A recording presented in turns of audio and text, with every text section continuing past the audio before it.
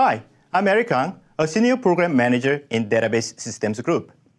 In this video, I'm going to show you how SQL Server 2017, Docker Container, and Container Platform worked together to enable Agile DevOps practice.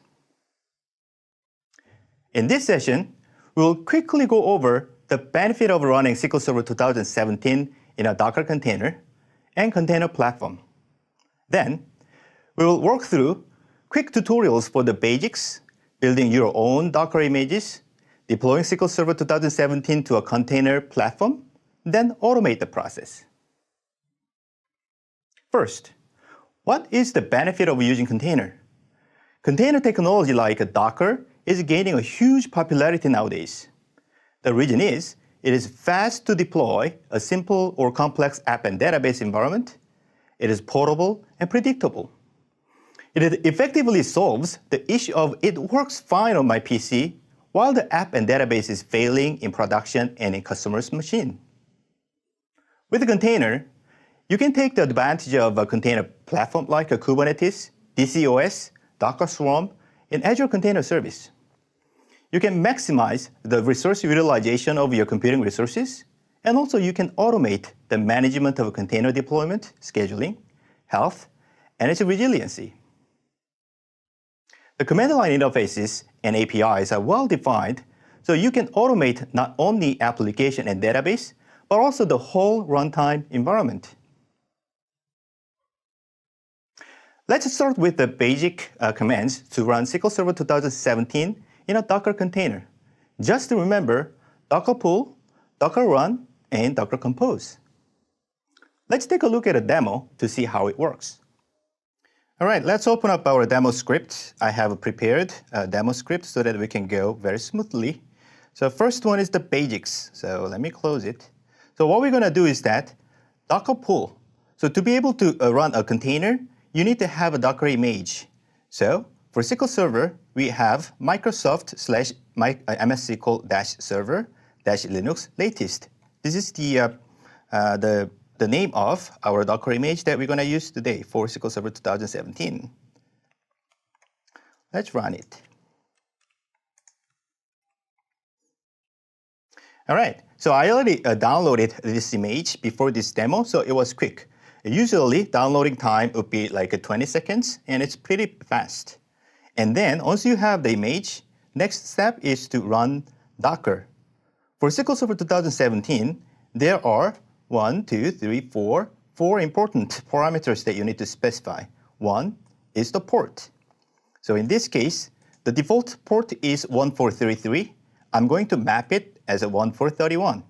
So you can choose the port number as you wish. Next one is that it requires accepting a EULA and defining SA password.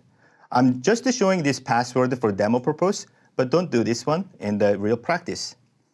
And the third parameter is setting the SQL Server 2017 edition. For our demo, we are going to use developer. All right, that's all what you need.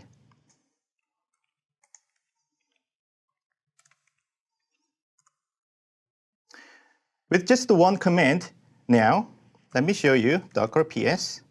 And our SQL Server 2017 running a container is up. So that is what you need to run SQL Server 2017 in Docker container. That's that simple. So to remove this container, you can just run docker rm remove -f and the container name, which is demo SQL Server. So that was pretty simple, right? And what we usually do is that we need to have an application and database run all together.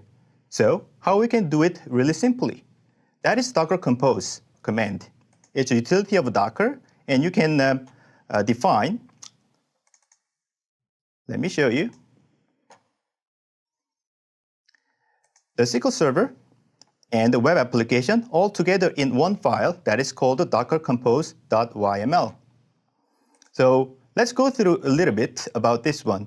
What it does is that you can define SQL Server 2017 container as one service. And likewise, what you saw in the Docker run, you can define ports and you can define the environment variables that SQL Server requires in the file. And you can also add your application, likewise a web application, which is pulling down the image from Eric S. Kong, which is my hub.docker.com account name, and the web app latest version. And this application depends on database, of course. So we define it as MS SQL. And a container name with a web app. And I'm going to map the port 3000, which was defined in the application, to 80 when this web app is running as a service.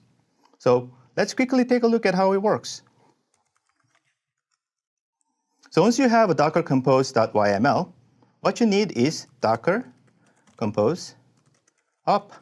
That's it. All right. Within a few seconds, what it does is that Docker Compose creates a network so that the web application and our SQL Server 2017 can communicate, and they bring up the database and application all together as a service in one command line execution. Let's quickly check if it is really running. So I go to my web page and run localhost. Because we map the application to localhost 80, port 80, here we go. So our application is running, and it's connecting to our database. In the previous demo, you have seen how easily you can bootstrap SQL Server 2017 in a Docker container, and how to run an application and database as a composition of service. For your own project, you'd want to build your own Docker images. For that, Dockerfile and 2 commands will do the job for you. So remember Dockerfile, Docker build, and Docker publish. Again, let's take a look at a demo to learn how. So to build a Docker image, you need a Docker file. Let's open up a sample Docker file. Here we go. Docker file always starts from a from command that defines your base Docker image. In this case, we recently released MS SQL Tools image that contains SQL command and BCP. So we published it to Microsoft/MS SQL Tools and latest. It'll be my baseline image, so my image will contain those tools that I'm going to use. Next, what you need to do is that you can do many different commands, like installing more applications in your Docker image, or you can create a work directory. You can copy files, and so on. There are many commands that you can learn, but in this sample, I'm going to show you how to create a sample directory, and I will copy restore.sql, which contains my commonly used restore statements, and then so that I can just use it within my image. The last command is cmd that defines what is the executable command that you want to run when container boots up. All right, let's go back. So once you have the Docker file, the command that you should run is docker build dot means within the same directory, and you tag it as your final Docker image. In this case, Eric S. Kong, which is my Docker image name, the Docker hub name, and then image that I want to create, which is a demo image. Let's try and run. I copied it and paste it. Right, within a few seconds, the Docker engine builds a new image, and that's it. Once you log in into your Docker hub, or your private project repository, or your own Docker registry instance that you are running by yourself, you can publish that so that you can use it by yourself or your team members, or even share your public image to community. So the command is also simple. Just say docker push and your new image name, which is Eric S. Kong /demo image latest. So let's run it.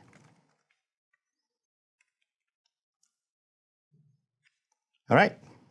So within a few seconds, it's published to hub.docker.com. So let's go and check where it is.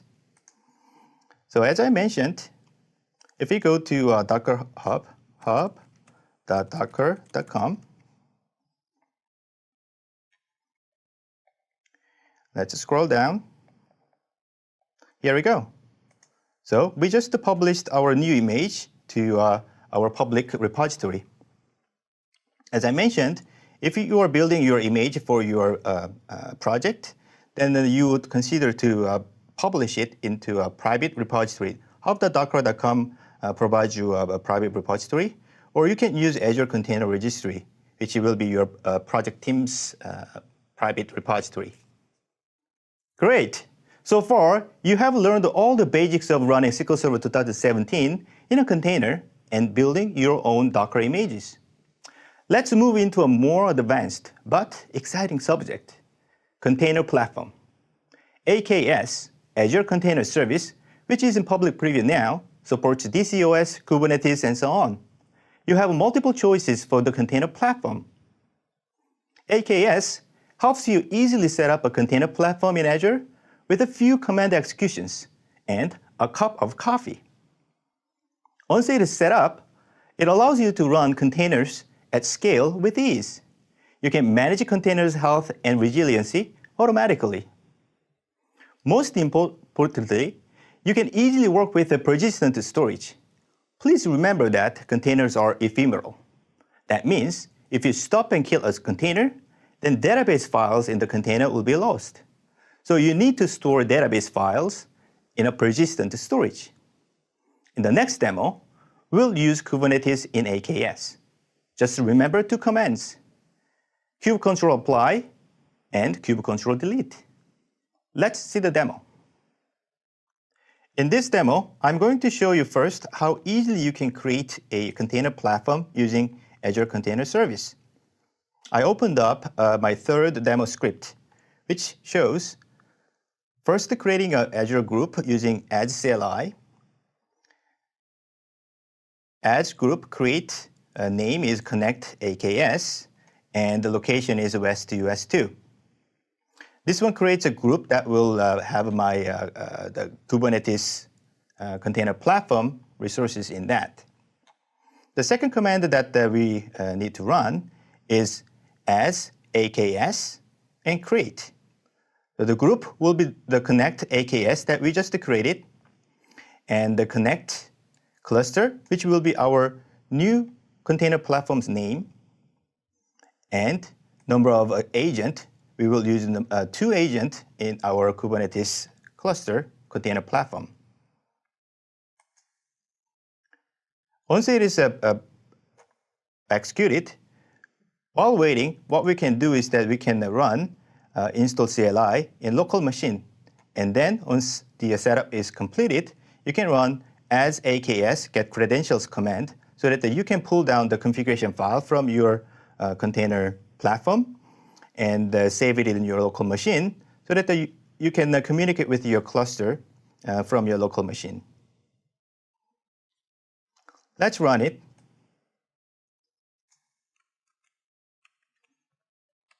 So I'm going to create a group first.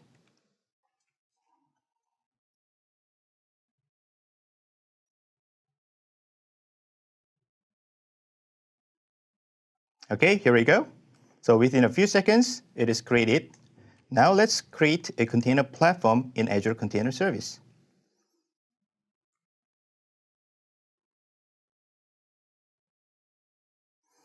This will take for a while, so we will switch to the container platform that we already created for this demo. Right? We are going to use the container platform that I have already prepared for this demo. So let's open up the deployment script to the container platform. As I mentioned in the slide, for database, persistent storage is very important. To provision a persistent storage, you can use persistent volume claim in Kubernetes spec. It is very simple. You can define the name of persistent volume claim, a namespace, storage class name, which is default. I'm going to show you what default means in Azure Container Service. And then you just claim how much storage you need. Let's say 10 gigabytes for our use. Okay. And the command that I'm going to use is that kubectl get storage class. let's take a look at what Azure Container Service already provides for storage class. So as you see, the default is basically using Azure Disk. It is embedded service of Azure Container Service. If we claim persistent volume of 10 gigabytes, then Azure Container Service automatically provisions that disk for us. So it's very easy. Okay, let's go back to our script. As I mentioned, to deploy a resource into container platform, especially Kubernetes, you can use kubectl apply -f and then the definition file or spec file, which is in YML format. I already ran this one so that I can show you what we already have provisioned. So as you see, SQL PVC claim 1 is already provisioned. The storage is bound to a location of this PVC and then the unique name and capacity of 10 gigabytes. So it is ready and use. So now let's take a look at how we can deploy database into container platform. I have defined a configuration for that. Let's take a look at it together. So similar to a Docker Compose file we've seen, we defined a type of controller which controls the resiliency and the scheduling and the health of the container, which is encapsulated in a pod, which is the concept of a container platform. So in this case, we are going to name it as MS SQL and expose it as a service MS SQL. And we are going to use the persistent volume that we just provisioned. Likewise, Docker run, we are going to use the MS SQL Server Linux.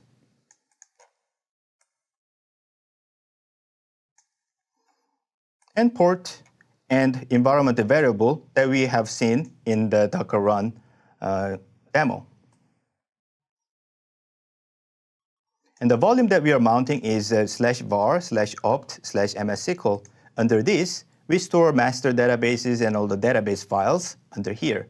So even though this container dies, the database files are persisted in our persistent volume. And because it is a database, we are going to make it running behind the firewall, and it is only exposed to the containers and pod within container platform only, which is defined by cluster IP. All right, let's take a look at how it runs.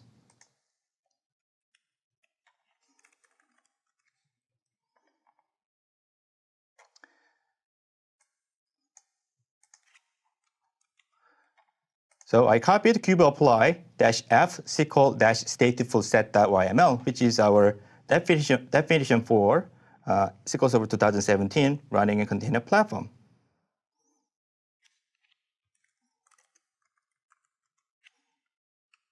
All right, do it again. All right, so by running that command, both MS SQL the service and the MS SQL stateful set controller are defined. In the back end, Kubernetes will pull down images and run that service. Let's do one more thing before we go.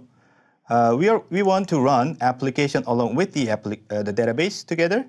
So same thing. We define service web application and expose port 80. And this time, instead of running it as a cluster IP, which is available within the container platform network itself, we are going to make it as a load balancer so that we can have a public IP and that we can access the application. And this time, I'm going to use deployment type as a deployment controller. And the container name is web app. And I'm going to pull the same image that we demoed in the Docker Compose demo case. Okay. Let's run it.